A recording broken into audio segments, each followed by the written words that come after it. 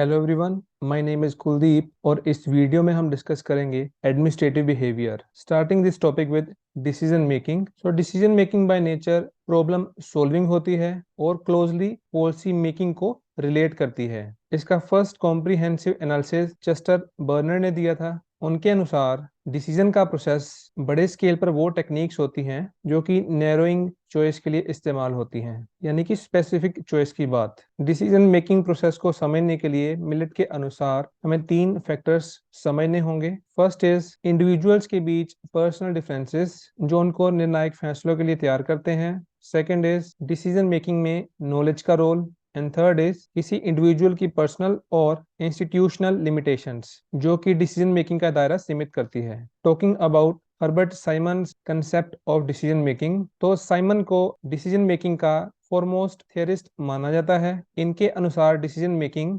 Alternative courses of action का सबसे अच्छा रैशनल चॉइस करना है। साइमन के अनुसार डिसीजन मेकिंग सभी एक्टिविटीज को शामिल करती है जिसमें हमें सारे एडमिनिस्ट्रेटिव फंक्शंस देखने को मिलते हैं, और फ्योल ने जिसको एज पोक यानी कि planning, organising, commanding, coordinating, controlling explain किया है, और गुलिक ने एज पोस्ट कोर्ब यानी कि planning, organising, staffing, directing, cooperation, reporting, budgeting पेश किया है। साइमन क्लासिकल अप्रोच के क्रिटिक हैं। वो इसकी यूनिवर्सल वैलिडिटी को एक्सेप्ट नहीं करते और इसको डिस्क्राइब करते हैं एज प्रोवर्ब्स जो कि म्यूचुअली कॉन्ट्राडिक्टरी पेयर्स में घटित हो रही हैं। फर्दर अगर हम बात करें साइमन की डिसीजन मेकिंग की डिफरेंट स्टेजेस की, तो 3 स्टेजेस उन्होंने बताई हैं। Number 1 intelligence activity, number 2 activity को डिजाइन करना, एंड नंबर 3 एक्टिविटी की चॉइस।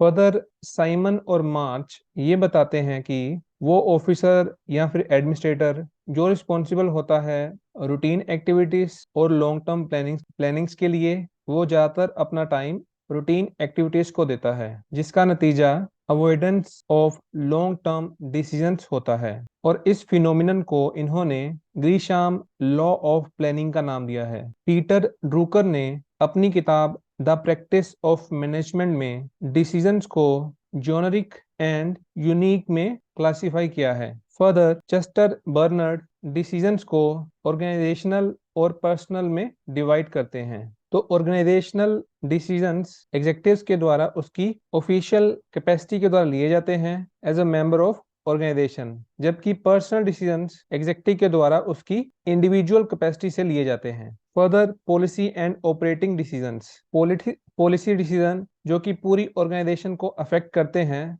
ये टॉप मैनेजमेंट के द्वारा लिए जाते हैं जिसको स्ट्रेटेजिक डिसीजन भी बोलते हैं, जबकि ऑपरेटिंग डिसीजंस लोअर मैनेजमेंट के द्वारा लिए जाते हैं। इसका मतलब पॉलिसी डिसीजंस को एग्जीक्यूट करना भी होता है और इसको टेक्टिकल डिसीजंस के नाम से भी जाना जाता है। फर्दर हम डिस्कस करेंगे डिसीजन मेकिंग के models. First is Herbert Simon का bounded rationality model, second is Lindblom का incremental model, third is Etzioni का mix scanning model, and fourth is Dror का optimal model. Starting with Simon's bounded rationality model, जिसको behaviour alternative model के नाम से भी जाना जाता है। साइमन के अनुसार ये एक बेटर ऑल्टरनेटिव है क्लासिकल इकोनॉमिक रैशनैलिटी मॉडल का। साइमन के अनुसार टोटल रैशनैलिटी एडमिनिस्ट्रेटिव बिहेवियर में इम्पॉसिबल है, इसीलिए मैक्सिमाइजिंग डिसीजन पॉसिबल नहीं होता। साइमन के अनुसार ह्यूमन बिहेवियर एक ऑर्गेनाइजेशनल सेटिंग है जो कि बाउंडेड रैशनैलिटी से पहचाना जाता है,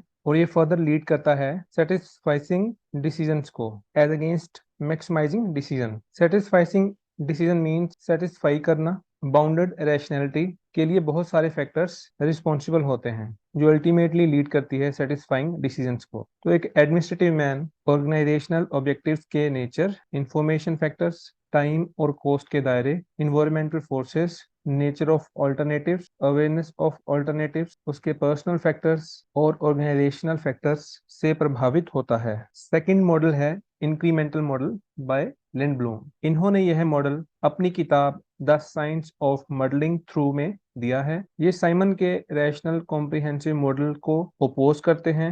इनके अनुसार बहुत सारी लिमिटेशंस जैसे कि पैसा, time, information, politics and so on actual decision making process को गवर्न करते हैं। लिंडब्लॉम सजेस्ट करते हैं कि डिसीजन मेकर्स को हमेशा एग्जिस्टिंग प्रोग्राम्स और पॉलिसीज को कुछ एडिशंस के साथ फर्दर कंटिन्यू करना चाहिए। इस तरह ये आर्ग्यू देते हैं कि जो एडमिनिस्ट्रेटिव डिसीजंस में हो रहा है वो इंक्रीमेंटलिज्म है। इंक्रीमेंटलिज्म मॉडल को ही ब्रांच टेक्निक कहते हैं। थर्ड मॉडल है मिक्स्ड स्कैनिंग मॉडल बाय एटजियोनी। एटजियोनी ने यह मॉडल अपने आर्टिकल मिक्स्ड स्कैनिंग में दिया है, जहां पर वो इंटरमीडिएट मॉडल की बात करते हैं, यानी कि इनके मॉडल में रैशनल कॉम्प्रिहेंसिव मॉडल और इंक्रीमेंटल मॉडल के एलिमेंट्स देखने को मिलते हैं। फोर्थ है ड्रोर का ऑप्टिमल मॉडल। ड्रोर अपनी किताब पब्लिक पॉलिसी मेकिंग री एग्जामिन में पॉलिसी मेकिंग और पॉलिसी एनालिसिस के लिए ऑप्टिमल अप्रोच सजेस्ट करते हैं। इनके अनुसार इनका ऑप्टिमल मॉडल बाकी सारे मॉडल से सुपीरियर है और इकोनॉमिकली रैशनल मॉडल और एक्स्ट्रा रैशनल मॉडल का कॉम्बिनेशन है।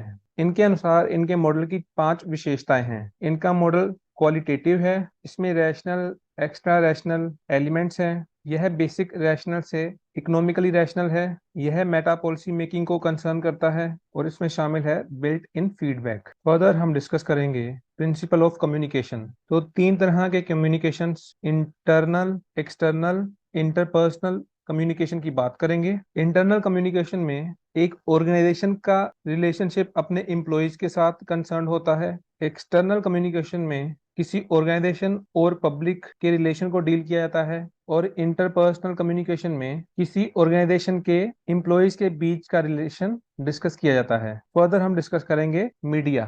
तो 3 तरह का media, audio, video, audio visual. Audio में हम डिस्कस करेंगे कॉन्फ्रेंसेस, इंटरव्यूज एटसेट्रा। विजुअल में सर्कुलर, रिपोर्ट, पिक्टोरियल फॉर्म्स को शामिल किया जाता है और ऑडियो वीडियो में टेलीविजन, साउंड मोशन पिक्चर्स को। हेनरी फयोल पहले ऐसे थिंकर हैं जिन्होंने कम्युनिकेशन में आने वाली समस्याओं के ऊपर एक कॉम्प्रिहेंसिव एनालिसिस दिया है और साथ ही साथ किसी ऑर्गेनाइजेशन में सॉल्यूशन के रूप में गैंग प्लैंक का कंसेप्ट हेनरी फ्योल ने दिया है। फर्दर चेस्टर बर्नर्ड ऑर्गेनाइजेशन को एज कोऑपरेटिव सिस्टम देखते हैं जिसके 3 elements common purpose, willing to contribute और कम्युनिकेशन है और इनके अनुसार किसी ऑर्गेनाइजेशन में कम्युनिकेशन एक मेजर शेपिंग फोर्स है। कम्युनिकेशन प्रोसेस में बड़े स्केल पे, इनफैक्ट सबसे बड़े स्केल पर यूज होने वाला कंसेप्ट क्लाउड शैनन और वॉर्न वीवर ने दिया है, जहां पर इन्होंने कम्युनिकेशन प्रोसेस के कुछ कंपोनेंट्स की बात की है।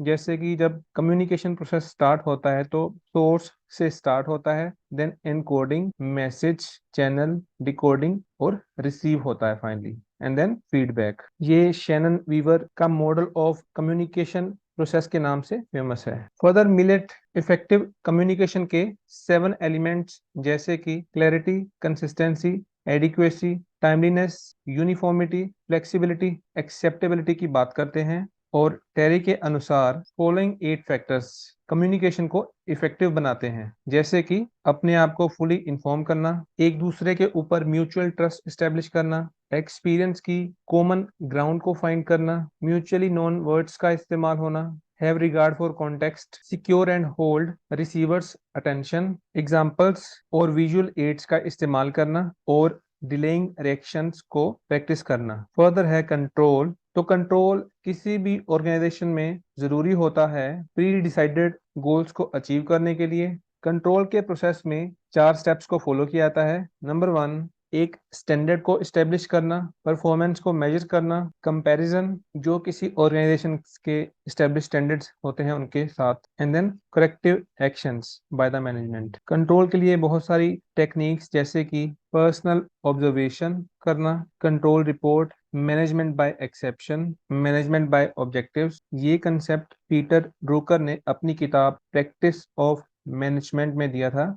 Then management information system, management audit, performance का मूल्यांकन और टेक्निक का रिव्यू, क्रिटिकल पाथ मेथड और एस्टेब्लिश स्टैंडर्ड्स के साथ परफॉर्मेंस अप्रेजल, और एंड में बजट कंट्रोल। यह एक प्रोसेस है क्या हुआ है या किया गया है को जानने के लिए। बजट जो है वो अलग अलग प्रकार का हमें देखने को मिलता है, जैसे कि zero based budget, performance based budget, planning, programming, budgeting system, and then उसके बाद है लीडरशिप थियरीज। तो किसी भी ऑर्गेनाइजेशन की सक्सेसफुल फंक्शनिंग के लिए लीडरशिप एसेंशियल होती है और साथ ही साथ ऑर्गेनाइजेशन के गोल्स और ऑब्जेक्टिव्स में भी इसका रोल हमें देखने को मिलता है। चेस्टर बर्नर्ड के अनुसार लीडरशिप किसी इंडिविजुअल, फॉलोअर्स और कंडीशंस के ऊपर डिपेंड करती है। बात करें अगर लीडरशिप की नेचर की, तो एमपी फॉलेट लीडर और इन्फ्लुएंस के रिलेशनशिप को सर्कुलर रिस्पॉन्स का नाम देती हैं। इनके अनुसार तीन तरह की लीडरशिप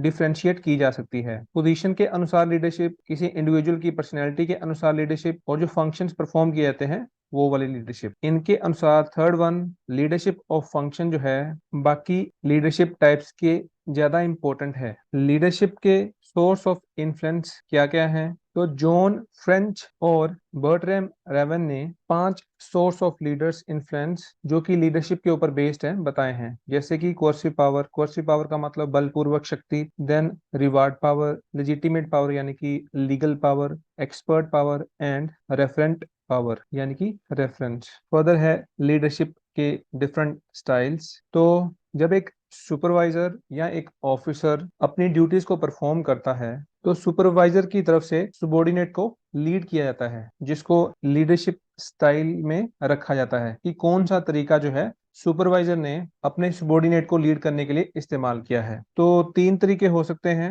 एक तो है पूरा ऑटोक्रेटिक यानी कि तानाशाही का रवैया हो सकता है उनका। दूसरा पूरा डेमोक्रेटिक जो तरीका है वो अपनाएंगे, या फिर लेसिस फेयर यानी कि इंटरफेयर वो अपने सबॉर्डिनेट के काम में नहीं करेंगे, या हम यूं कहें कि बहुत ही लिमिटेड रोल उनकी तरफ से देखने को मिलेगा। एमबी फॉलेट मानती है कि एक लीडर को तीन फंक्शंस, तालमेल, पर्पस को डिफाइन करना और पूर्वानुमान लगाना, परफॉर्म करने चाहिए। आगे हम अगर बात करें लीडरशिप थियरी की, तो इसके रिगार्डिंग हमें तीन थियरीज देखने को मिलती हैं: ट्रेड थियरी, बिहेवियरल थियरी और सिचुएशनल थियरी। ट्रेड थियरी का मानना है कि जो लीडर्स होते हैं वो बाय बर्थ होते हैं, यानी कि गॉड गिफ्टेड लीडरशिप के स्किल्स कुछ लोगों में होते हैं और लीडर्स को बनाया नहीं जा सकता। जो बिहेवियरल थियरी होती है वो एक इंडिविजुअल के बिहेवियर की स्टडी की बात करती है, यानी कि सारे बाय बर्थ ही लीडर्स नहीं होते, through the process of learning भी लीडरशिप के स्किल्स को इनकुलकेट किया जा सकता है। एंड देन थर्ड जो सिचुएशनल थियरी है वो ये बोलती है कि लीडरशिप के स्किल्स जो हैं किसी इंडिविजुअल्स के किसी पर्टिकुलर सिचुएशंस में हमें देखने को मिलते हैं। इस थियरी के अनुसार लीडरशिप की इफेक्टिवनेस सिर्फ उसके एक इंडिविजुअल के ट्रेट या बिहेवियर से डिसाइड नहीं होती, बल्कि बहुत सारे और भी फैक्टर्स से डिसाइड होती है। So this is all about this lecture. Thank you very much.